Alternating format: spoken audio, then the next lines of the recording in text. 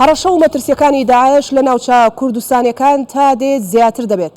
وەگاشکرایە لە ڕووداوەکانی ئۆکتۆبەری ساڵی 2007ەوە لە کەرکووک و سەرجەم ناوچە کوردستانیەکانی دەرەوەی ئیدارەی هەرێمی کوردستان بە تایبەت دوای کشانەوەی هێزەکانی پێشمەرگە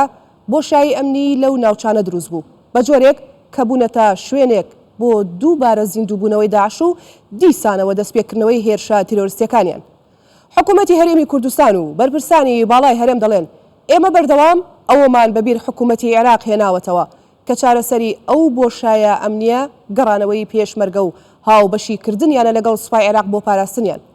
کەواتە پرسیارەکە لێرەدا ئەوەیە بۆچی ئەو بۆشایە ئەمنیانە پڕ ناکرێنەوە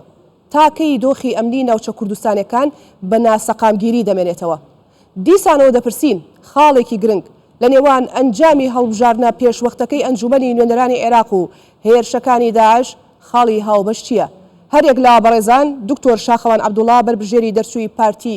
بۆ خولی پەرلەمانی عێراق لەگەڵ بەڕێز کا بەڕێزیان لە هەولێرەوە لەگەڵمانان حەسەن بارام چاودێری سیاسی لە ستۆدیۆکانمان لە سلێمانیەوە بەڕێزیشیان لەگەڵمان ئامادەیە گفتوگۆی ئەم پرسە دەکەین. سوپاس بۆ ئەوەی کە ئامادەن لەگەڵمان. سەرەتا دەچمە لای دکتۆر شاخەوان. دکتۆر سڵاوت لێبێ جارێکی دیکە سوپاس کە ئامادەی لەگەڵمان.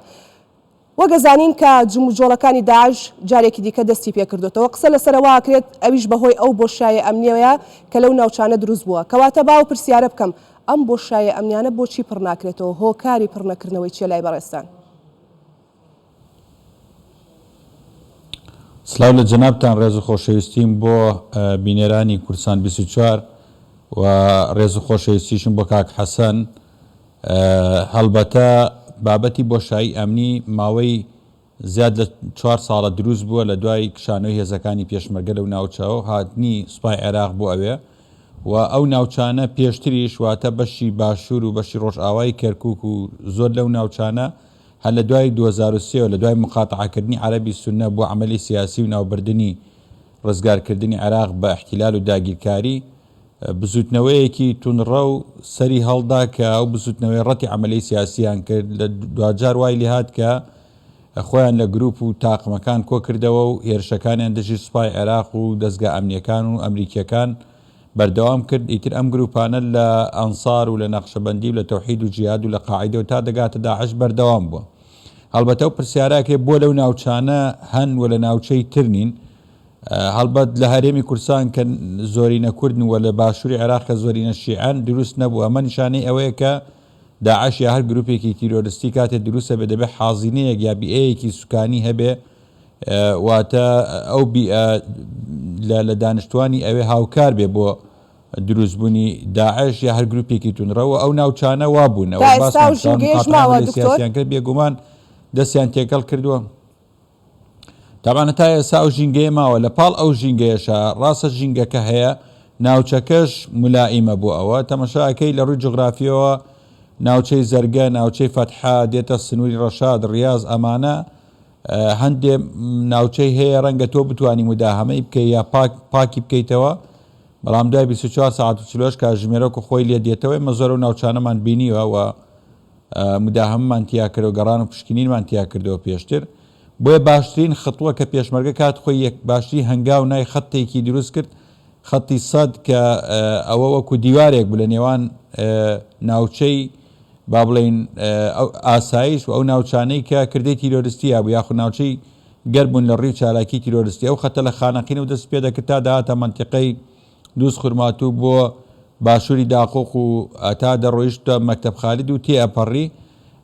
لە ناو شاریشەوە لە ناو شار دەستگا هەواڵگریەکان چ ئاسایش بێ یا دەستگاکانی تری سەر بە حکوومەتی هەرێم و یا حکوومەتی ئیتیحادی کارێکی وایان کرد ناو شاریان پاک کردەوە لەو با بڵێن خەڵکانەی کە هەبوون لە ناو شار دەستگیر کران و ڕەوانەی دادگاکان کران. بۆیە کەرکووک پێش 16 ئۆکتۆبەر کەرکووک و ناوچەکانی ئەم دیوی خەتی سەد ببوون ناوچەیەکی تەواو ئاسایش هاوشێوەی هەرێمی کوردستان. بەڵام لە دوای ئەوە گرفتەکە ئەوەیە کە ئێستا لە دوای نەمانی پێشمەرگە لە ناوچە داعش نەک لەوێ بەڵکو هەڵکشاوە بۆ ناوچەکان تەنانە زۆرجار لە سنووری ئاڵتون کۆپری هێرشەکەن جا بۆ سەر هێزەکانی پێشمەرگە بێ یاخود بۆ سەر هێزەکانی سوپای عێراق بێ لەو ناوچانەی کە پێشتر 100% لە ڕووی ئاسایشەوە پارێزراو بوونە ئەم بۆشاییە پڕ نەکراوەتەوە. حکوومەتی عێراقی زیاتر لە عێراق احتیمادی لەسەر عەدەد کرا لەسەر با بڵێن معلوماتی هەواڵگری نەکردووە. ئەو ناوچانە لەبەرەوەی هێزێکی غەریبی لێ خەڵکی کەرکووکی لێنێ خەڵکی ناوچەکەی لێ نییە نەیانتوانیوە ئەو هێزە ئەمنیەتی ئەو ناوچانە بەگشتی بپارێزن. کەواتە دوکتۆر پرسیارەکە ڕێک ئەوەیە کێ کەم تەرخەمە لە پڕنەکردنەوەی ئەو بۆشایە ئەمنیە؟ ئایا حکوومەتی هەرێمی کوردستانە یاخود نەخێر لەیانی بەرامبەرە کە حکوومەتی عێراقیە؟ بێگومان نەخێر. طبعاً هەر لە دوای 16 ئۆکتۆبەر و لە دوای ڕەتکردنی ئەو واقعە یەکەم سەردانی جەنابی سەرۆک بۆ بەغدا باسکردن بوو لەسەر بابەتی کەرکووک و ناوچەکانی دەرەوەی هەرێمی کوردستان و هەموو ئەو ئەفدانەی بەچوونەتە بەغدا و ئەوانشی کە لە بەغداوە هاتوون بۆ هەولێرێکێک لەو بابەتانی کە باس کراوە لەگەڵان مەترسی داعش و تیرۆر بووە لەو ناوچانە و هەمیشە ئێمە هەنگاومان ناوە بۆی کە ئەو بابەتە پڕ بکرێتەوە و ئەو بۆشایانە پڕ بکرێتەوە. لە ئێسایە بە فعلی هەنگاونرا بۆ دروستکردنی ئەو دوو لیوا مشتەرەکە لەو ناوچانەوە بڵاوە پێکردنیان. بەڵام ئێمە جا لە بۆشایی ئەمنی لە عمقیشە ینی بۆ نمونە لە تۆ ئەو بۆشایە ئەمنیە پڕەکەی تۆ کە لە نێوان پێشمەرگە و سوپایە باشەوت معالەجە کرد ئەی تۆ لە ناوچەی داقوق و ناوچەکانی ترکە دەکەونە ژوورۆ دەبێت لەوێش پێشمەرگە بچێتەوە هەماهەنگ و هاوکار بێت بۆی کە بتوانێت ئەمنیەتی ناوچەکە بپارێزێت. زۆر باشە دکتۆرە گەڕێم وڵات دەچمە لای بەڕێز واتەی استعداد هەبووە لە لای هەرێمی کوردستانەوە. دەسەکانت خۆش بێ. کاک حەسەن سڵاوت لەبێ سواز بۆی کە ئامادەی لەگەڵمان کەواتە دەمانەوێت بزانین زیادبوونی جموجۆڵەکانی داعش لەو ناوچانە هۆکارەکەی لای بەڕێستان چیە کە بەڕێزیشتان شارەزایەکی باشتان هەیە لەو ناوچانەدا؟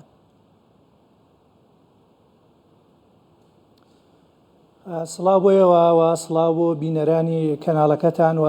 سڵاو بۆ دکتۆریش. دیارە ئێمە بۆی قسە بکەین لەسەر هۆکارەکان پێم وابێ دکتۆر بە فلاشباک کۆمەڵێ ڕاستی لەسەر ئەو حازینەیە کە لە ڕابردووە لە سێگۆشەی سونا دروست بووە ئێستش ماوە نەکەرماوە لە سایی ئەو حکومەتە لاوازەی کە یان ئەو سوپا لاوازەی ئەو دام و دەستگا لاوازەی کە لە ئێستادا لە عێراق هەیە ئەو بۆشایە دەلاقەی ئەو بۆشایە تا دێ گەورەترە بێ. بۆیە بەڕاستی جێگای داخە حکوومەتی عێراقی من بە بەرپرسی دەزانم لە هەموو ئەو خەرقە ئەمنیانەی ئەو پێشێلکاریانەی کە دەکرێن چونکە من پێم سەیرە ینی حکوومەتی عێراقی لای ئاسایی بێت وڵاتە هەرێمایەتیەکان هێزیان بێتە ناو عێراق و داعش تەراتێن بکات و زیان بە خەڵک و هاوڵاتیان و هێزە ئەمنی و هێزەکانی پێشمەرگە بگەێنێ بەڵام پێی نەنجی بێت ڕێگە بە هێزی پێشمەرگە بدا ئەو بۆشایەنە پڕ بکرێنەوە و هەمەهانگی بکرێ و پەیوەندی تونند و تۆڵ بێت نەک بێ وەکو ئەوەی مامەڵە لەگەڵ هێزی پێشمەرگا بکەیت کە لە جنوبی ئەفریقیاوە هات بێت چکە ئەوە هێزێکە بەپێی دەستوری عێراقی بەشێکە لە منزومەی سەربازی عێراقی و پێمان سەیرێ ینی هەم لە ڕووی دەستوریەوە هەم لە ڕووی هاریکاریەوە بۆ بنەبڕکردنی تیرۆر زۆر دەبواە حکوومەتی عێراق سوپاسی هێزی پێشمەرگەی بکدایەوە سوپاسی حکوومەتی هەرێمی بکردایە بۆەوەی لەو ناوچانە هاوشانی هێزە عێراقیەکان ڕاوی تیرۆرستان بنرێ و کۆتاییان پێ بۆیە بەربوونی هەر خوێنێک لە جەستەی هەر هاوڵاتیەکان هەر پێشمەرگەیەک بەڕاستی بەرپرسیارەتی یەکەمەکەوێتە ئەستۆی کاربەدەستانی حکوومەتی عێراق یان بەشێک لە بڕیاربەدەستان لە ناو حکوومەتی عێراق و لە ناو سوپای عێراقیە کە ڕێ بەو هەمانجیە نادەن و کە ڕێ بە هێزی پێشمەرگە نادەن کە حزوری هەبێت چکە هێزی پێشمەرگە ئەزمموی هەیە و لە ڕووی هەواڵگریەوە و لە ڕووی عەقیدە و بیر و باوەڕەوە زۆر لە سوپای عێراق زۆر باشە دەبانێت بزانین کێن ئەوانەی کە ڕێگە بە ئاسایی بوونەوەی ئەو ناوچانە نادەن یاخود ڕێگە بەو هەماهەنگیە نادەن حکوومەتی عێراقا یاخود هێزە چەکدارەکانن. خۆی ئێمە کە دیر قسە لەسەر حکوومەتی عێراقی بەداخەوە حکوومەت لە ناو حکوومەتەیە لە ئێستادا هەر بە حزبێک و هەر وەزیرێک و هەر فەرماندەیەک و بۆ خۆی دەوڵەتێکە لە ناو دەوڵەتەکە کەواتە ئەمانە بە دنەدانی دەروجیران و بە ئەجندەی تایفی و بە ئەجندەی مەذهبی و قەومی هەمیشە لە ناو دام و دەستگاکانی دەوڵەتە لە ململانەیەکی توندان بۆ ئەوەی بچووکردنەوەی بەرامبەر و یان زیان گەیاندن بە بەرامبەر یان پێشێلکردنی مافەکانی وەکەوەی بەرامبەر بە کورد و بە تایبەتیش لە ناوچە جەناوەکان دەکرێت بەڵام ئەمە ڕەنجی داوەتەوە ینی ڕەنجی داوەتەوە لەسەر ئەوەی کە دەوڵەتێکی لاواز بەرهەم بێ و ڕەنجی داوەتەوە لەسەر ئەوەی کە حکوومەتی عێراق لە بەردەم چەند هەزار چەکدارێکی داعشان نەتوانێت بنە بڕیکە ئەمە بۆ خۆی ئاماژەیە کە ئەو عقلیەتە تایفیە شۆفێنی کە هەیە لە ناودام و دەستگاکانی عێراقی بەناو نوێدا کاریگەری هەیە لەسەر ماجەرای دروستبوونی دەوڵەتێکی بەهێز ئەمە وای کردووە کە یعنی ئەو دۆخەی پێ باش بێ داعش تەراتێن بکە و داعش زیان بگەێنێ بە ئەمن و ئاسایش لەو ناوچانە بەڵام ڕێگە بەهێزی پێشمەرگەی کوردستان نەدا بە خوێنی خۆی بە توانای خۆی بە ئیمکانیاتی خۆی بە عقلیەتی خۆی بە هەواڵگیری خۆی بێ هاوشانی سوپای عێراقی ڕاوی تیرۆستان بنە ئەم عقلیەتە مەترسیە لەسەر دەوڵەت و لەسەر ئەمنیەت و لەسەر ئاسایشی وڵات لە ئێستا و لە ئایندا بۆیە بەڕاستی تام عقلیەتە بمێنێ زەمینەی زیاتر بۆ گروپە نەیارەکان گروپە دژەکان و تیرۆستان زیاتر ئەبێ ئەمە ئەو پرسیارە بکەم مەبەست ئەوەیە کە ئێستا لە ناو عێراقدا عقلێتێکەیە حکوومەتی عێراقدا دەیەوێت پەرە بە فراوانبوونی داعش بدا لە ناوچەکەدا ئەزانی چۆنە ینی بەو مانایە نایانی ڕاستەوخۆ بیەوێتی پەرە بە گەشەکردنی داعش بێت بەڵام کاتێک نایە وەکو دەوڵەتێک مامەڵە بکە کاتێک نایە بە پرەنسیپ و مەبادە مامەڵە بکە کاتێک نایە بە پێی دەستور مامەڵە بکات بۆشایی دروستە بێت کاتێک دێ ناکۆچێ مەزهبی و تائیفی و سیاسیەکانی هێنێتە نێو کایەکانی دەوڵەتەوە بۆشایی ئەمنی دروستە بێ بۆشایی سیاسی دروستە بێ ناکۆچی لە نێوان پێکاتە و مەزهبەکانە دروستە بێ وەکەوەی لە 8 ساڵی ڕابردووە ڕوویداوە ئەمەیە ینی ئەم عقلیەتە واکە بە ناڕاستەوە خۆ ببێتە زەمینەی بەهێزبوونی داعش و هەموو ئەو گرۆپانی کە نەیاری عێراقیەکان و دەوڵەتی نوێی عێراقن ئەمەیە ئەم عقلیەتە ینی مەسەلەن پێشمەرگە دوێنە کۆمەڵی شەیدی داوە کە لێرەوە سەری ڕێز و نەوازشیان بۆ دادەنوێنم بە هیوای چاکبوونەوە بۆ بریندارەکان باشە لەکوێوە ئەو داعشانە هاتوونە پەلاماری هێزی پێشمەرگەیان داوە غەی لەو بۆشایی کە لە نێوان سوپای عێراقەوە یان دەتوانم بڵێم لە پەنای سوپای عێراقەوە هاتوونە پەلاماری ڕەبایەکانی هێزی پێشمەرگەیان داوە ئەو تاوانە و جینایەتیانە ئەنجام داوە ئەمە بەرپرسیارەتیە لە ڕووی یاساییەوە لە ڕووی دەستوریەوە لە ڕووی ئەخلاقیەوە لە ڕووی نیشتمانیەوە دەبێت حکوومەتی عێراق درک بەوە بکات یعنی چکە تۆ دستور ڕێگەی پێداوە ینی مەسە ئیساخە تورکیا چەند کیلۆمەتر لە خاچی عێراقایە ئێران بە کەیفی خۆی تەراتێنەکە ئەمریکا بە کەیفی خۆی تەراتێنەکە داعش بە کەیفی خۆی تەراتێنەکە بەڵام تۆ ڕێ بە هێزی پێشمەرگەی کوردستان نادەیبێت لەسەر خاچی خۆی هاوشانی تۆ وەکو برایەک بە خوێنی خۆی پارێزگاری لە ئەمنیەت و ئاسایشی زۆر باش سنوورەکە بکە ئەمە بەڕاستی هەڵەیەکی کوشندەیە کە عێراقیەکان کاری لەسەر دەگەڕێمە وڵات کاک حەسەن دەچما دهۆک لەوێ بەڕێز خدر خوێدات خودێدا چاودێری سیاسی کاک خدر سڵاوت لەبێ سوپاس بۆی کە ئامادەی لەگەڵمان ببوورە کەمێک دواکەوتم لەوەی بێمە لای بەڕێستان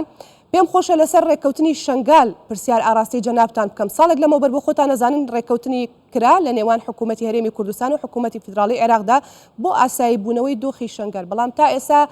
ئەو ڕێککەوتنە نەچۆتە بواری جێبەجێکردنەوە و زۆریش قسە و خوێندنەوەی بۆ کراوە با من پرسیارەکە بەو شێوەیە بکەم پێتان وانیە جێبەجێ نەکردنی ئەو ڕێککەوتنا بوو بێتە هۆی ئەوەی کە ئەو بۆشایە ئەمنە دروست بوو بێت و ئێستا ئەو مەترسیە لەسەر ناوچەکە هەبێت سوپاس براستی مسئله شنگاله یعنی مسئله که کورو دورا مخابنی و یعنی ام گلک جارد بجن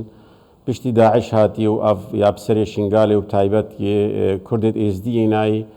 منطقة عراقي هموجي درزقار بين خلق همو زفرية وهات يا منطقة خو ابتني خلق شنغالي أفسري هفسارة الخيفتا دا الهريمة كردستاني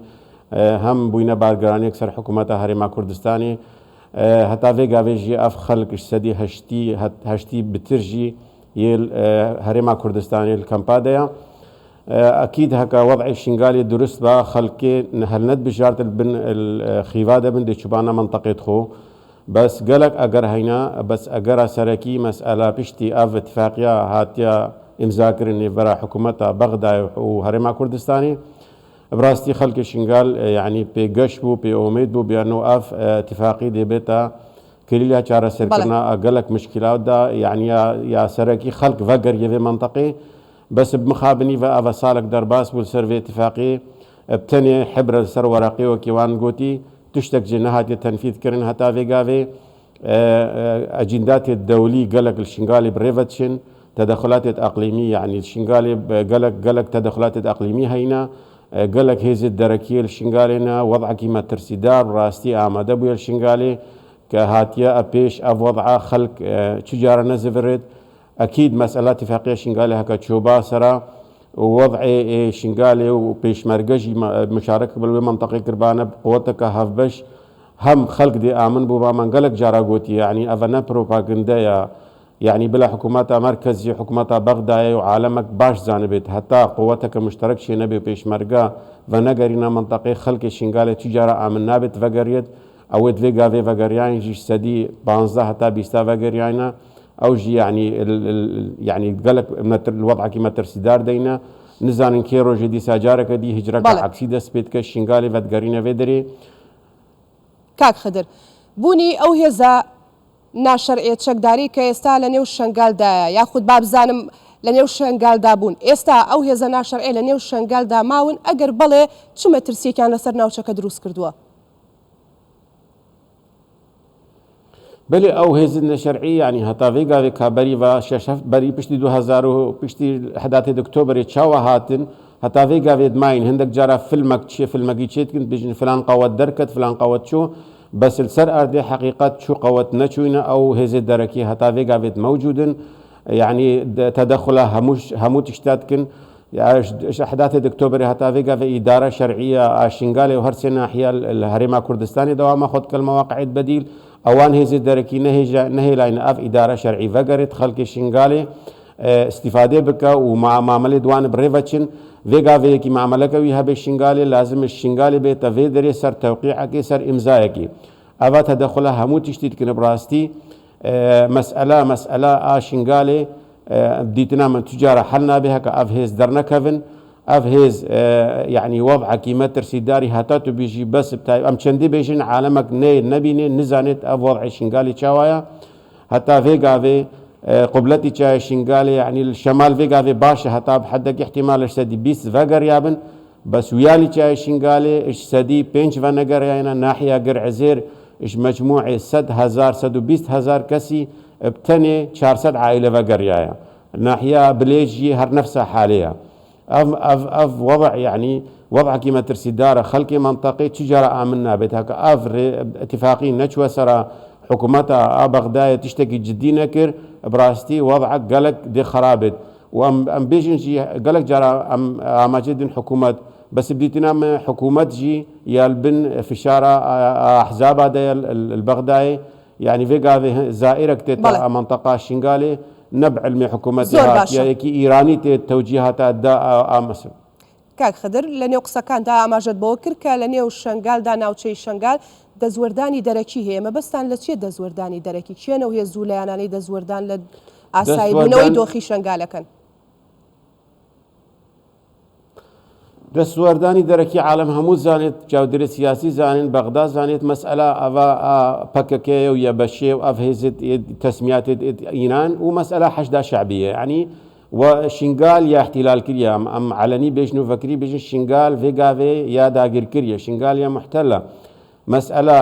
يعني اتفاق النيفا حشدا شعبي ونيفا بككي وضع شنغال او بريفدن حدود الدستيوان دي تجارتها شرعي الهردوجي بكيف اخذكن الفيديو ما هيك يعني مساله براسي يعني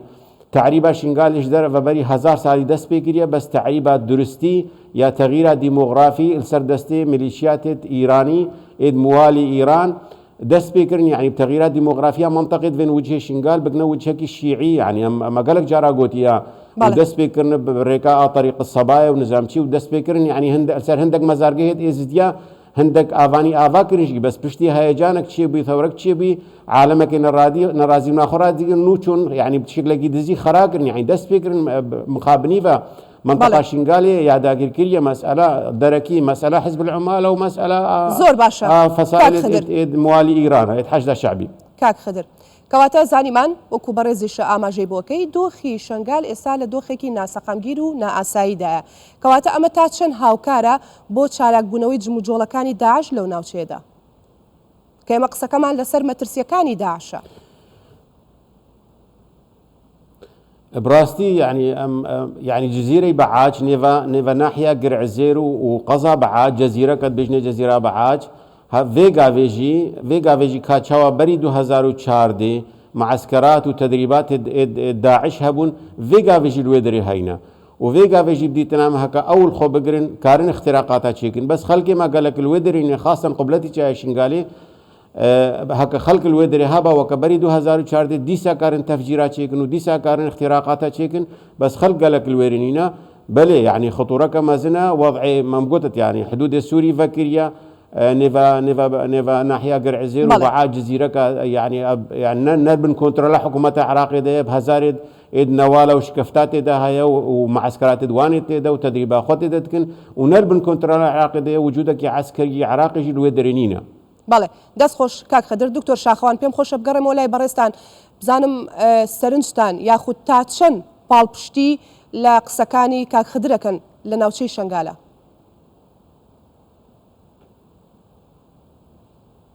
قسەکانی کاک خدر بە جۆرێک لە جۆرەکان ئەوەی لێ خوێندرێتەوە کە ئێمە جا لە مۆزوعی داعش گرفتێکی ترمانەیەش گرفتی بوونی میلیشیاکانە نەک ئێمە بەڵکو عێراق بەگشتی بەدەست بوونی هێزی میلیشیایەوە دەناڵێنێ و گرفتێکی یەکجار گەورەیە ئەمڕۆ میلیشیانی کە بە پێچەوانی مادەنوە لە دەستوری عێراق دامەزراون کە دەستوری عێراقی دەڵێ نابێ هیچ هێزێکی میلیشیاوی چەکداری لە دەرەوەی مؤسساتی دیفاعی عێراق دامەزرێت دامەزراون جگەلەوەی کە دامەزراون و حزوریان هەیە مەترسیشن بۆ سەر دەوڵەت ئەوە تا لە بەغدا بەپێی مادە شەشی دەستوری عێراقی باز لە دەستا و دەستکردنی دەسڵاتەکە لە عالیەتی دیموکراتی ئالیەتی دیموکراتیش هەڵبژاردنەوە تا ئەنجامی هەڵبژاردنەکە بەدڵیان نییە لەبەرەوەی دەسەڵات و پارە و هێزیان لەلایە ڕەتی ئەنجامی هەڵبژاردنەکەکەن و ینی تەحەدای حکوومەت و دەوڵەتەکەن ئەمە ئەو بابەتەیە کە هەمیشە باسمانە کرد ئەمانوت دەوڵەت لە ناو دەوڵەت یا حاڵەتی ئەللا دەولە کە ئێستا عێراق پیاتی ئەپەڕێ ئەمە یەکێس لە واقع هەیە وجودی هەیە وە لە کەرکووک بۆ نمونە کەرکووک و دووسخورمات و ناوچەکانی تر مەترسی داعش هەیە مەترسی تەعریب و داگیرکردنی زەویەکان هەیە مەترسی تەشیع هەیە ینی هەموو ئەو مەترسیانە لەو ناوچانە هەیە ینی ئەگە لەسەر حەویجە و لەسەر دەستگا ئەمنیەکانی عێراق مەترسی داعشە بێ لەسەر هاوڵاتیانی ئێمە و خەڵکی ئێمە لەو ناوچانە مەترسی جا لە داعش گروپەکانی تریشەیە گروپە چەکدارەکانی بەدەر لە دەستور دروستبوونەوە ئەمڕۆ لە ساحەی سیاسی عێراقین. باشە دکتۆر شاخەوان باسی دەستورێک کرد بەپێی دەستوری عێراقی نووسراوەتەوە لە نێو خاڵەکانی دەستوردا کە کورد وەکوونەتەوە مافی هەیە و باشترین شت کە باسی بکەین بەشە بودجەیە کە هەموو ساڵێک دەبێتە کێشە لە نێوان حکوومەتی فیدراالی و حکوومەتی هەرێمدا کە بەشە بودجەی حکوومەتی یاخود کوردستان نانێرێت کەواتە پرسیارەکە ئەوەیە لێرەدا ئایا لە کاتێکدا تۆ بەپێی دەستور مافت هەیە و جێبەجێ ناکرێ و بەپێی یاسا جێبەجێ ناکرێ ئایا ئێستا عێراق دەتوانێت بچێتە ژێر ڕێککەوتنێکی سەر کاغەز و ئیمزاکردن بۆ ئەوەی ناوچەکانی تۆ بپارێزێت لە ڕووی ئەمنیەوە؟ هەڵبەت ئێستا قۆناغێکی نوێ چاوەڕێکەین چکە بۆ یەکەم جارە لە دوای 2003ەوە با بڵێن لە دوای 2005 کە دەستور دانراوە ئەوەی کە ئەیەوێ حکومکات جیاواز لە ئەحزابی ئیسلامی دیدگایەکی تری هەیە کە ئێستا تەیاری سەدری بە تەمای حکومڕانی ئێمە تەجروبەیەوان منتاقی نەکردوێتەوە لەگەڵ حکوومەتەکانی ڕابردووە ئێمە زۆر جار ئیتیفاقمان هەیە ئیتیفاقی ئیمزاکراومان هەیە لە مینهاجی وزاری عەبادی ئەو شەوەی کە دەنگمان لەسەریدا لە ناو پەرلەمان لە خولی سێ مادەی 17 و 18 و 19 و 20 لە مینهاجی وزاری کارنامەی وزاری عەبادی بریتی بوو لە بابەتی مادەی 140 بابەتی موازنە یاسای نەوت و غاز و ئەو پرسانی کە هەبوو لە نێوان هەرێم بەغداوە هەمووشی تەوقیتاتی دەستوری بەدانرابوو مانگێک 6 مانگ ساڵێک 2 ساڵ بۆی کە جێبەجێ بکە دەنگیشی لەسەر درا بەڵام جێبەجێ نەکرد ئێمە گرفتمان لەگەڵ ئەوەیە کە ئەوان ئیلتیزام ناکەن بە دەستورەوە ئەو عەقڵێتی حکومڕانی هەیە لەکوێ دەستور لە بەرژەوەندی ئەوان بێت جێبەجێیەکەن و لەکوێ لە بەرژەوەندی ئەوان نەبێت پێشێلیەکەن لە دەورەی سێ ئێمە پێش ڕووداوەکانی 16 ئۆکتۆبەر کە دوای ئەوەش کۆمەڵی پێشەرکاری کرا لە دەورەی سێ ئێمە مطالعەیەکمان دا بەوان کە 55 مادەی دەستوریتان پێشێل کردو. ئەلبەتە لە دوای 16 ئۆکتۆبەر کۆمەڵێک تاوانی تر هاتە سەری کە لە دەستور ڕێگەی پێنەدراوە پێشێلکاریە لە دەستوری عێراقیە ئەوان ئیلتیزامیان بە دەستور نەکردووە. بۆیە من پێم وایە دۆخی عێراق بەردەوامە بێ لە خراپەوە بەردەوام دۆخی ئەمنی تێکەچێ زیاتریش تێکەچێەوە. بەڵام دکتۆر تۆ باسێکی کە حکوومەتی داهاتوو جیاوازترە بێت یعنی چی وای لێ کردووی ئەم پێشبینیە بکەی کە جیاوازترە؟ پێشبینیەکە ئەوەیە کە ئەمڕۆ تیاری سەدری خۆی ئەعلانێکات ئەڵێ من حکوومەتی زۆرینە پێک دێنم واتە ئەوەی کە بەدڵم نەبێ پێکی نایەنم و تەحدیدیشی کرد باسییان لە فەسایلی کردکەوانە نابێت لە ناو حکوومەتەکەی منابن ئەوانش ئەوانن کە ئێستا لە ساحی سیاسی تیامەکەن بۆی کە هێزی میلیشیایی و تایفین بە دوورخستنەوەی ئەوان ڕەنگە گرژیەکان ئەوەندە قوول ببێتەوە سەر بکێشێ بۆ شەڕی تایفی شیعی کە ئەمە دوجار ڕەنگە خارتی سیاسی عێراق بگۆڕێ ئەم شەڕە زۆر کەس پێی وایە ئەم شەڕە دروست بێت دوجاری تر فاتحا خوێندنە لەسەر عێراقی یەگرتو یا ئەوە تا ئەچینە خانەی جێبەجێکردنی مادە 1990 لە دەستوری عێراق و پێکەنانی هەرێمەکان یاوەتا بە یەکجاری عێراق لە بەریەک هەڵەوەشێتەوە ئەگەر ئەوەش کەواتە دکتۆر ئەم گروپانە کە لە دەرەوەی دەسەڵاتن پارە و ئیمتیاز و هێزیان هەیە کە ئاو تەکرێن لەلایەن سەدرەوە ئاوا بە بێدەنگی دانشن و ئەوانیش بەقەد داعش کار ناکەن بۆ تێکدانی دۆخی ئەمنی عێراق. کەواتە دکتۆر بەبەستمە بزانم پێشبینەکانی بەڕێستان یاخود خوێندنەوەتان بۆ داهاتووی عێراق بە تایبەت لە ڕووی سیاسی ئەو دۆخە سیاسی کە ئێستا تێکەوتووەکو بەڕێز ئاماژەی بۆکەی لەگەڵ دۆخی ئەمنیەکە ئایا بابێ بۆ سەر ڕێکەوتنەکە ئێمە واز لەو ڕێکەوتنە بێنین تەواو کۆتایی پێهات لە نێوان عێراق و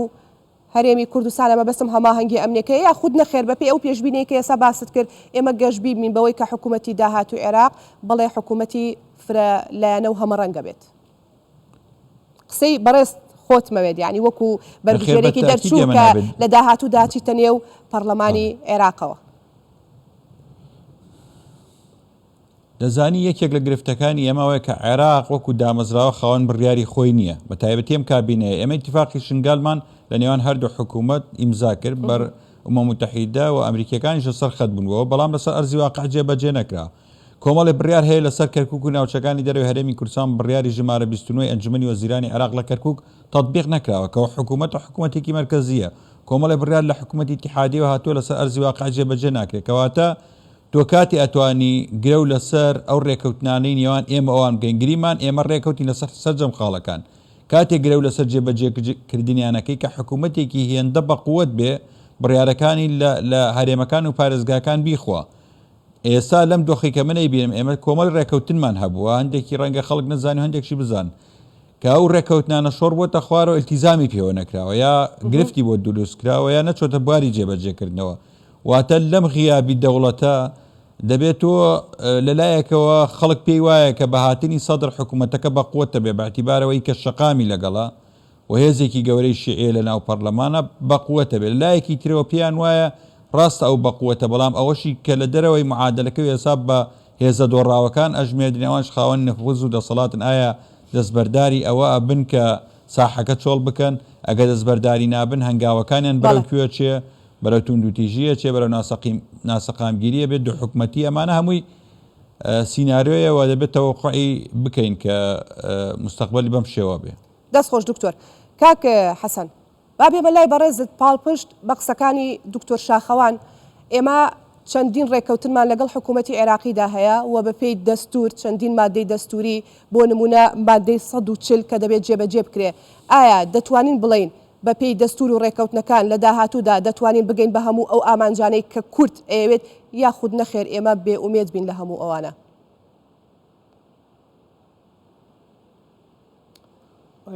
خۆی لە ڕاستیە گرفتێکی زۆر گەورە هەن لە مێژووی عێراقا و تا ئێستاش ئەو کللتورەیان ئەو عقلیەتە درێژەی هەیە یعنی ئەگەیستا ئێمە هەڵسەنگاندن بۆ هەموو سیاسی عێراقیەکان یان هێزە سیاسی عێراقیەکان لە چەپەوە بۆ ڕاست لە ئیسلامیەوە بۆ ئەلمانی لە قەومیەوە بۆ دیموکراس لە هەموویە دیقەتە دەی هەمان بیرکردنەوەیان هەیە بەرامبەر پێکاتەکانی تر و بەرامبەر کورد یعنی مەسەن هەمووی وای دەزانی بە کۆتایی هێنانی ڕژێمی بەعس و سەدام حوسێن دەرگای بەهەش لە عێراقیەکان دەکرێتەوە بەڵام بەداخەوە دەرکەوت یعنی ئێمە خوێندەوەیەکی دروستمان نەبووە بۆ ئەوەی عێراق و کەلچەری عێراقیەکان چی کەلچەرێکە لەسەر بنەمای تونند و تیژی و ڕەتکردنەوەی بەرامبەر و کوشتن و بڕین بیناکراوە. بۆیە کێشەکە لەوەیە مامەڵەکردنی عێراقیەکان لەگەڵ دەستورە، لەگەڵ حکوومەتی سازانە، لەگەڵ کاری پێکەوەیە بە شێوەیەکی ئینتقاییە، ئەوەی لە بەرژەوەندی خۆیان بێ قبوڵێتی هەڵیە بژێری و کاری لەسەر دەکا و ئەوەیشی پێی وابێ لە بەرژەوەندی خۆی و تایفەکەی و نەتەوەکەیان نیە دژی دەوەسێتەوە. بۆیە من بڕوام وایە ینی خەیاڵە فەنتازیایە بی لەوە بکەینەوە لە بەغدادا دەوڵەتێکی بەهێز دروست بێ کە بڕوای بە دستور و بە مافی مرۆڤ و بە سیستەمی فیدرالی و بە نظامێکی دیموکراسی بێ. ینی بەڕاستی من بەخەو بە خەیاڵی بینم. کەواتە چارەنووسی مادەی 140 بەکوێگا باش لای خۆی یەکلام کاتەوە. نەک مادەی 140 چارەنووسی عێراق چارەنووسێکی نادیارە، چونکە ئەو عەقڵیەتە کە عێراقی نوێی بەرهەمێناوە ئێستاکەوە خەریکە لە داڕزان و پارچە پارچەبوونێکی ترایە، ئەمە ناتوانێت دستور جێبەجێکە. یعنی خۆ کێشەی ئێمە تەنها مادەی 140 نییە، یعنی دەیان کێشەی ترمان ینی لە مادەی 140 مەترسیدارتر ئەوەیە ئەو عەقڵیەتەیە کە لە بەغایە بڕای بە مافەکانی تۆ نییە، بڕای بە یعنی تۆ دیقەتە دەی کەسێکە چەپە، کەسێکە خۆی بە لیبراڵە زانێ، بەڵام دوجار کە دەکەویتە گفتوگۆوە بڕای بە بچووکترین مافەکانی تۆ نییە، بڕای بەم سیستەمە نوێ نییە کە پێی دەڵێن سیستەمی فیدرالی لە عێراقا، کەواتە بڕای بە دەوڵەتێکی مرکزی هەیە خۆی و تایفەکەی خۆی و حیزبەکەی خۆی حکومکە. ئەمە یەکسانە بەوەی کە ئەبێ ئێمە چاوەڕوان بین لە ئایندە ئەمەی پێی دەڵێن عێراقی نوێ جارێکی تر هەڵدەوەشێتەوە و کە هەڵیش دەوەشێتەوە نازانی بەچی ئاقارێک و بەچی ئاراستەیەکا دەڕات. کەواتە عێراقی نوێ بەردەوام لە بەردەم هەڕەشە و مەترسیایە. ئێستا ئێمە حاڵی حازل لە بەردەم سێ ئۆپشناین، ئەوەی حکوومەتێکی زۆرینە دروست بێت لە بەغدا کە سەدر ڕێبەرایەتی بکاو لەگەڵ کورد و سوننا، ئەمە ئۆپشنێکە. ئۆپشنێکی ترەوەی حکوومەتێکی ئیتلافی و هێزە شیعەکانی تریش بەشداری بکەن. ئۆپشنی سێمەوەتانێک کە عێراق ڕووی لە قەیران و تێکچوونی دۆخی ئەمنی و هەڵوەشانەوەی حکومەت و ئەوانەیە. یعنی هەرێک لەم ئەگەرانە بە دووری نازانم بە تایبەتی کە تێکچوونی ڕەوشی عێراق. ڕاستە ئێستا ئەمریکا لەسەر هێڵە و ئێران لەسەر هێڵە و ئەوانەیە بۆی لەمە زیاتر تێک نەچێ، بەڵام سەرجەم ئاماژەکان پێمان دەڵێن ئەمڕۆیان سبەی عێراق بە ئاقاری تێکچوون و هەڵوەشانەوە، چکە عەقڵیەتەکە وایە شێوازی بڕیادار لە عێراق ئەمەمان پێڵێ و ئەو هێزە سیاسیانی کە ئێستا بوونەتە کارکتەری سەرەکی بەو ئاراستا کارەکە. زۆر باشە. جا من پێم خۆش بوو ئەم باسانە بکەین بە تایبەت بە نسبەت دۆخی ئێستای عێراقەوانێ و داهاتووی عێراق و داهاتووی کوردیش وەکو ئێمە بۆ عێراق، لەبەرەوەی کە بەشێک لەمانەی کە باسمان کرد بوونەتە هۆکار بۆ زیادبوون یاخود سەرهەڵدانەوەی داعش. با من بێمەوە سەر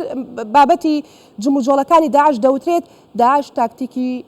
شەڕی گۆڕیوە، ئەمانەش هۆکارێکن بۆ ئەوەی کە لە ناوچەی حەمرین و سێگۆشەی مەرگ ئەمانە شانە نووسوەکانیان جارێکی تر خۆیان ڕێکخستوەتەوانێ. ئایا بەڕای بەڕێستان ئەمە ئاوایە ئەگەر بڵێ ئەبێت چی بکەین بۆ ئەوەی کە ڕێگری بەم هێرش و مەترسیانە بکرێت بۆ سەر ناوچە کوردستانیەکان بە تایبەتی؟ بەڵێ دیارە داعش نێزگەی لە ماوەی هەفتەیەک بۆ 10 ڕۆژە لە قاتعی ئێستا ویلایە نەماوە قاتعە لە قاتعی کەرکووک و داقوق، دبز، دووسخورماتوو و جەلەولا، خانەقین، جەبارە خەریکی خۆڕێخستنەوەن و یەکێ لەو سەرکردانیان بە ناوی ئەبوو عەبدڕەحمانی بەنانی کە لە بنەچە لوبنانیە هاتوۆتە منطقەی کەرکووک و هاتووە 1-2 ڕۆژیش لە منطقەی شۆرا و غەڕا لە نێوان ناحیەی زینانە و ناوەندی قەزای خورماتووە ماوەتەوە، دواتریش گەڕاوەتەوە منطقەی زەرگە کە ئەکەوێتە خۆرئاوای قەزای خورماتووەوە. خەریکی جۆرێک لە خۆڕێخستنەوەن و بە پێی ئەو زانیارانە هەیە هەم خۆیان ڕێکەخەنەوە هەم هێزەکانیان لە ڕووی چەندایەتی و چۆنایەتیەوە تۆکمەتر و ئامادەکردتر کردووە و هەمیش بە پێی ئەو زانیاریانەی کە هەیەە دەیانەوێت لەم ماوە زیاتر هێڕش و پەلامارەکانیان بۆ سەر سەنگەرەکانی هێزی پێشمەرگە زیاتر بکەن. لێرەوە کەواتە داعش هەڕەشەیەکی جددیە ئێمە سەرەتا باسمان کرد ئەوە خەمسەردی و کەمتەرخەمیەکانی حکوومەتی عێراقا بەڵام لە بەرامبەرە دەبێ وزارەتی پێشمەرگە حکوومەتی هەرێمی کوردستان لیوا و یەکەکانی هێزی پێشمەرگەی کوردستان فەرماندەکان هەواڵگیری دەبێ بە بەرنمەیەکی ترەوە ئامادەکاری بۆ مەترسی و هەڕەشەکانی قۆناغی ئێستا و ئایندە بکرێ چونکە بەداخەوە من سەرەتا ئاماژەم بەوە کرد کە حکوومەتی عێراق مقەسرەوە کەم تەرخەمە بەڵام بیریشمان نەچێ من بە ئەزمموی خۆمان کە لە ناو هێزی پێشمەرگا بووینە لە شەڕەکانی داعشا زۆربەی هەرە زۆری ئەو پەلامارانە ئەو شەید و قوربانیانەی کە لە پێش 6 ساڵی ڕابردووە داومانە بەشی هەرە زۆری پەیوەست بووە بە نەبوونی دیسپلینەوە پەیوەست بووە بە ئیهمالیەوە پەیوەست بووە بە لاوازی لە سەنگەرەکان بۆیە زۆر گرنگە لە ئێستادا بە تایبەتی ئەو هێڵەی کە هێڵی پێشەوەیە سەنگەرەکان تونند و تۆڵ بکرێ و لایەنە هەواڵگریەکان بەهێز بکرێن و ئەو زانیاریانە بگوازرێتەوە کە داعش لەکوێوە جموجۆڵی هەیە لەکوێوە بە ئۆتۆمبیل دەگوازرێنەوە بۆ جۆری چەکەکانیان چۆنە و شێوازی شەڕی کەڕوفەر کە بەکارێنن پارتیزانیە چۆنی بەکارێنن یعنی بەڕاستی بەشێک لە خەمسەردەکان هی فەرماندەکانە و هی ئەو یەکانەی هێزی پێشمەرگەن کە لە بەرامبەر دوژمنە تا ئەندازەیەک جۆرێک لە خەمساردی هەیە بۆیە پێویستە کاتکایە لێرەوە زانیاریەکان پێمان دەڵێن داعش پەلامارەدەن لە سەرەتای سەرهەڵدانی داعشدا لایەنی ئەمنی لە هەرێمی کوردستان باسی لەوە کرد کە تەجروبەی ئەو جۆرە شەڕیان نەبوو و تەکتیکی ئەو جۆرە شەڕە بە تایبەت لەلایەن وەزارەتی پێشمەرگەوە باز لەوە کرا ئایا پرسیارەکە ئەمەیە ئێستا شارەزانە بوون لە تەکتیکی شەڕ هی داعش بە تایبەتی یاخود ناکرێت ئەزمونیان لە پێشتر وەرگرت بێ بۆ ئێستا و بۆ داهاتویان چونکە ئەمانەی بەڕێزت باسیەکەی تەواوە باوای ناوبنین خاڵی لاوازە ئەزانی چۆن ئەمە ئەوەی کە من باسم کردە و خاڵە لاوازانە یەکسان بەوە نییە کە هێزی پێشمەرگەی کوردستان ناتوانێت شەڕیان بکە و ئیمکانێتی نەخێر ینی هێزی پێشمەرگەی کورد مەبەستەکە ئەوە نییە کاک حەسەن مەبەستەکە ئەوەیە وەرگرتنی ئەزمونە خەمساریەیە بەڵێ ینی زین شوێن ئەو ئەزمونانەی کە لە 2014ەوە تا 2017 هەمان بووە ئەبێ جارێکی تر بهێنێ بەرنامەی کار و جاری تر کاری لەسەر بکەین و سەنگەرەکان تونند و تۆڵ بکرێ و ناکرێ مەسەلەن پێشمەرگە کەمینی نەبێ پێشمەرگە لە ڕووی چەندایەتی و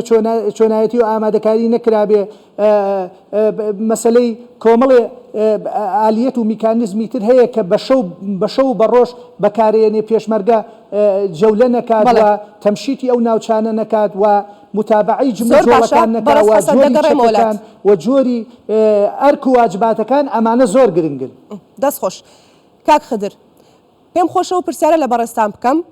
لاوازی دۆخی ئەمنی لە شنگال چۆن چارەسەرەکرێت چی بکرێت تا ئەو دۆخە ئاسایی بکرێتەوە ئەرکەکە لەسەر شانی حکوومەتی هەرێمی کوردستانە یاخود نەخێر لەسەر شانی حکوومەتی فیدراالیە و ئەرکی ئەوانە بڕاستی ئەرکی ڕئیسی ینی سەر شانی حکوومەتی اتحادی البەغدا ینی vêgavê şingalya bin kontrola wan de ya yani nisba bitirê çawa dê wed'ê şingal aram bê çawa dê wed'ê şingal durist bê ev seratiqê hikûmeta itihadiyê el-Bexdayê divêt yani wed'ê şingal durist bê yani du tişt hene yek ew wekî me behs jî kir îtifaqiya şingalê bi rastoxo bête tenfîz kirin hemahengî gel Herêma Kurdistanê divêt Herêma Kurdistan jî bidîtinan piştî van intixabatê divêt aliyê divêt çavekî mestirî şingalê binêre û bête serxetê lên xelkê şingalê îthbat kiriş xelkê hemû kêre بأنه شنغال منطقة كردستانية ومنطقة بارتية لأن سي كرسي ما هابون الدائرة سير شنغالي هر سي كرسي بارتي دستخو ويناينا منطقة زمار كرسيك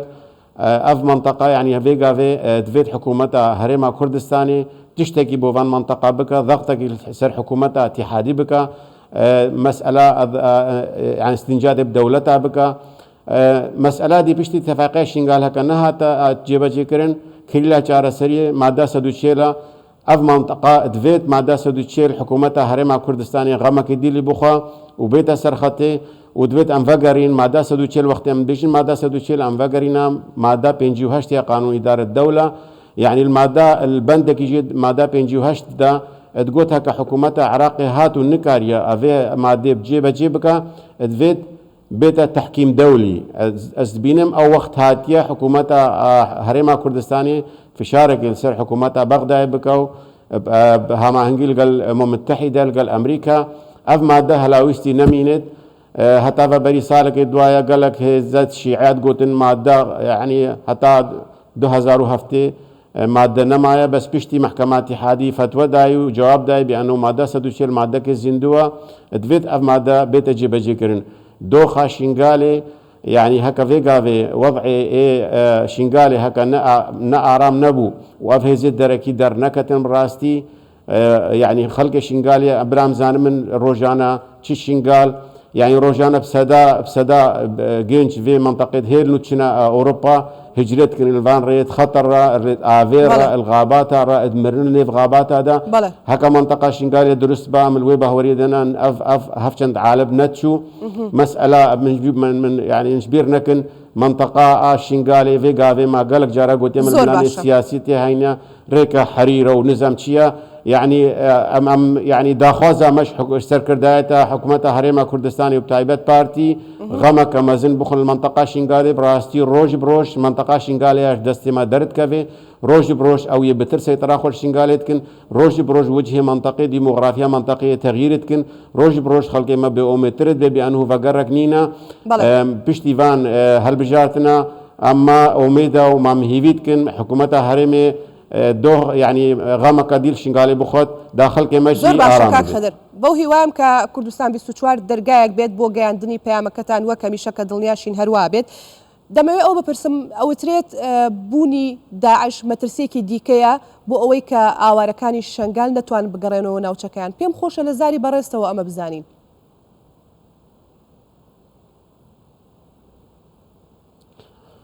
أكيد معنا هكا أف منطقة يعني هكا قوات مشترك تشيبو بانا وحدود هات قرتن يعني خلق هناك ديزفري با يعني بلا أم باش خلق باش تبقى مسألة خلق يعني نسبة بتريش خلقي نافجيرانا بو منطقة مسألة فان هزت دركية بس مسألة داعش جي نكيمي وانا براستي هتا فيقا في وكي ما آمنجي بكرية ماين المنطقة هكا هما هنجيكا باش اللي حكومتها اتحادي جيش عراقي وبيشمركة تشيبوبا يعني خطة كفاصل نيفا في جزيرة بعاج ومنطقة قبلتي تشاي شنغالي هات با تشيكرن حدود عراقي القل سوريا هات كنترول كرن يعني نزيكي 6 كيلو يعني هفتي 8 كيلومتر حدود يسوريا بسر منطقة ما في منطقة شنغالي فيا ويفكريا وأف منطقة ديجي يعني هكا هما هنجيكا باش تشي نبت جيش وبيشمركة أفان منطقة زفت نكن وأف فصائل موالي إيران منطقة نكيشن براستي منطقة قالك يا ما ترسي دارة دەست خۆش کاک خدر دکتۆر شاخەوان کاک خدر باس لەواکە کاڵێک کلیلی چارەسەری دۆخی ئەمنی و سیاسی ئێستا بۆ ئەم دۆخەی ئێستا بۆ ناوچە کوردستانیەکان جێبەجێکردنی مادەی 140 قسەی بەڕێستا هەڵبەتە هەم بۆ جێبەجێکردنی مادەی 140 و هەم بۆ ئاساییکردنەوەی دۆخی ئەو ناوچانەوە بۆ جێگیرکردنی ئەو ڕێکەوتنامانەی کە دەکرێت پێویستە هێزێک لەسەر ئەرزە بێ ئەگەر هێزێکی مشتەرەکی نێوان سوپای عێراق و نێوان پێشمەرگە لە ناوچەکە سەرەتا دەبێ ئەوانە بگەڕێنیتەوە ئەو جابێ ئەو بڕیارانەی هەتە جێبەجێ بکە چونکە عادەتەن لادان لە بڕیارەکان هێزێکی ئەوەیە کە بە زۆر بیسەپێنێ یاخود ئیتفاقەیەکە هەیە دەبێ هێزێ هەبێ بیسەپێنەوە ئیتفاقی لەسەر ئەرزی واقع ئەگەرێکە بێوێ التیزامی پێوە نەکا یا پابەند نەبێ پێوەی ئێمە باس لە هێزی مشتەرەکەکەین تەبعاً بەپێی مادەنەوە لە دەستوری عێراق ئێمە دەبێت بە دوو ئاراستەیش بکەین جا لە گەڕانەوەی هێزی پێشمەرگە و یاخود دروستکردنی هێزی هاوبەش لە نێوان پێشمەرگە و سوپای عێراق لەو ناوچانە بۆ لەم سوپا چکە ئێمە جا لە سوپا دان بە هیچ هێزێکی ترانانین کە لەگەڵیانە هاوبەش بن و هەماهەنگین بۆ پاراستنی ئەو ناوچانە دەبێت جا لەوە هەوڵ بدەین مادەی نۆکو خۆی جێبەجێ بکرێت مادەی نۆ لە دەستوری عێراقی ئەڵێ هێزەکانی سوپا و دەستگا ئەمنیەکانی ئیتیحادی لە بەغداد دەبێت تەمسیلی مکەونات بکەن و بەپێی حەجمی خۆیان حەزمی ئەمە فەرمو سەتابیستە لە عێراق چەندمان هەیە لە ناو سوپای عێراقا چەند قاید فرقەمان هەیە چەند وەزیرمان هەیە بە دەرەجەی وەزیر لە دەستگا ئەمنیەکان کە نیمانە دەبێ ئەمە هەوڵ ئەوە بدەین کە یەکێک لە دەستگا ئەمنیەکانی عێراق کورد بێ بەرپرسی فەرماندەکان سەربازیەکان بە تایبەتی لە مانتیقە کێشە لەسەرەکان دەبێ کورد بنێ ئینسا لە کەرکووک فەرماندەی ئۆپەراسیۆنەکان فەرماندەی پۆلیسی اتحادی قائد فەرقە هەموو ئەمانە هەڵبەت تەرکیزمان لەسەر ئەو بابەتان نەکرێ ئەوەندە حکوومەتی عێراقی گرفتی لاوەکی بۆ ئێمە دروست کردووە خەریکی ئەو بووینە چۆن بتوانین قوتی خەڵکی خۆمان دابین بکەین ینی ئەو فشارە ئابووری لەسەر خەڵکی ئێمە هەبووە زۆر مەسەلەی دواخستو ینی بۆ نمونە دوایین وەفدەکانی ئێمە سەردانی بەغدایان کرد زیاتر بۆ مەسەلەی بوجە و موچە بووە نەپەرژاونەتە سەر ئەوەی کە مناقەشەی ئیشی تر بکەن چکە ئەم کێشانە کە پێڵم کێشەی دروستکرا و مستەناع چونکە بۆ ئەوەیە کە تو خاڵە جەوهەرەکان لەبیر بکەیت دێ کێشەی دارایت بۆ دروستەکە حسارەتە خاتە سەر پارەت بۆ نانێنە بۆی کە تۆ لە ناو خۆیە گرفتێکی وات بۆ دروستکە لەگەڵ موچەخۆران و خەڵکی خۆتان نەپەرژیتە سەر ئەوەی باس لە کێشە جەوهەرەکان بکەیت کە مەوزوعی خاکە مەوزوعی مادەی 140 مەوزوعی نەوتە مەوزوعی استحقاقاتی پێشمەرگەی لە چوارچێوەی مەنزومەی دیفاعی عێراقی ئەمانە کۆمەڵی کێشەی سەرەکین کە وات لێ کات و بەهۆی دارایی و سەرقاڵی ئەوە بی واز لە کێشە جەوهەرەکان بێنی کە پێم وایە ئەم جارە دەبێ ئێمە تەرکیزە سەر ئەو بابەتە بکەین فشار بکەین بۆ جێبەجێکردنی مادەی 140 پێم وایە ئێمە ئەگەر بچینەوە ناوچانە بێگومان حکوومەتی عێراقیش لە بابەتی بوجە ڕەنگە بە شێوەیەتر بێتە پێشەوە چکە تو دەبیتە بەشێر لە سەروەت و سامانی ئەو ناوچانە زۆر باشە دکتۆر با ئەمە بکەمە دوا پرسیار بۆ بەڕێستان هەر لەگەڵ بەڕێزت بمێنمەوانێ لیژنەیەکە بوو بۆ ئاساییکردنەوەی دۆخی ناوچەی کەرکووک پێمان باشە بزین ئەو لیژنەیە چی بەسەر هاتووە ماوە هەڵوەشاوەتەوە کارەکانی بەکوێ گەیشتووە تابعاً ئەو لیژنەیە کاری خۆی کردە تا پێش هەڵبژاردن کارەکانمان ڕاگرت دوامان خست بۆ دوای هەڵبژاردن ئەو لیژنە کارەکانی هەمووی تەواو کرد بوو دوو خاڵی مابوو خاڵی ئیداری و خاڵی زەوی کشتتوکالەکان و خاڵی ئیداری لە زەوی کشتتوکالەکانە لەگەڵ کووردا کێشە نەمابوو کێشە لەگەڵ عەرەب و تورکمانە مابوو و لەسەر دانانی پارێزگاریشی کێک بوو لەو کێشانی کە ڕێک نەکەوتین لەسەری چکە کرابەوە دوو هەنگاو هەنگاوی دانانی پارێزگارێک لە ئێساوە تا هەڵبژاردننی ئەنجومەنی پارێزگا و بۆ دوای هەڵبژاردننی ئەنجومەنی پارێزگا ئەمە دوو خاڵ بوو کە لە بەغدا لەسەر ڕێک نەکەوتین ماوە بۆ دوای هەڵبژاردنەکان لە هەفتەی ڕابردوو لەگەڵ تیمی حکوومەتی هەرێمی کورسانەوە لە دوای قسەکردن لەگەڵ جەنابی سەرۆکوەزیران لەسەر کێشەکانی ناوچەی خۆمان لەگەڵ تیمی حکوومەتی هەرێمی کوردستانیش کە تایبەتن بەم فاوەزات قسەمان کردەوە بۆی کە بتوانین لە نزیکترین دەرفەتا سەردانی بەغدا بکەین بۆ ئەوەی کە ئەم بابەتانە لەگەڵ سەرۆکوەزیران و لەگەڵ لایەنی معنیە باز بکەین بە تایبەتی بابەتی زەویزار و تعریب لەو ناوچانە پامەکەت گەیشت کاک حەسەن ئەمەشیان دوا پرسیار بۆ بەڕێستان ئێستا چاوەڕێی هێرشی دیکەی داعش بکەین یاخود نەخێر دەبێت سنوورێک بۆ داعش دابنرێ و پێشمان بڵێ چۆن بڵێ خاڵی یەکەم من خۆم هیچ گەشتبین بەوە نیم لە مامەڵەکردنمان لەگەڵ حکوومەتی عێراقی چونکە بەداخەوە بەشێک لەو حکوومەتە ڕاست ناکەن و بە نیەتێکی باشەوە مامەڵەمان لەگەڵا ناکەن لەم بابەتی هێزی هاو بەش و گەڕانەوەی پێشمەرگە و کاری هەمانجی ئەوانە زۆر جددینین و بڕایان بەو قەزێنە دەبێ ئەمە بە هەند وەربگرین خاڵی دووەمیشی ئەوەیە نابێوەکەی بەڕێز عەبادی پێمان وابێ داعش کۆتایی هاتووە داعش کۆتایی نهاتووە و مەترسیەکانی جددین و بەپێی ئەو زانیاریانی کە هەن تا دێن خۆیان باشتر ڕێکە خەنەوە و بە پێی زانیاریەکانی ڕەنگە پەلاماریان زیاتر بێت بە تایبەتی بۆ سەرهێزی پێشمەرگا و ڕەنگە لە پەنای ئەوانی شاو لەو بۆشاییە هەیە خەڵکانی تریش بیانوێ ئاژاوە دروستکەن و بیانوێ زیان بە کورد و بەهێزی پێشمەرگەش بگەین یانی چکە ئێستا ئێمە هەر دەڵێن داعش نازانی لە پەنای ئەو بۆشایە چیتر دەگوزەرێ و چی موامەرە و پیلانی تر هەیە کەواتە دەبێ ئێمە ماڵی خۆمان تاقات بکەین و ئەبێ هێزی پێشمەرگا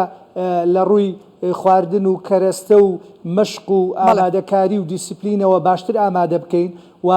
ڕێگەی زیاتر بەوە نەبێکە کوڕەکانمان زۆر وا بە ئاسانی و بە خوێ سەردانە خوێنیان بچێ و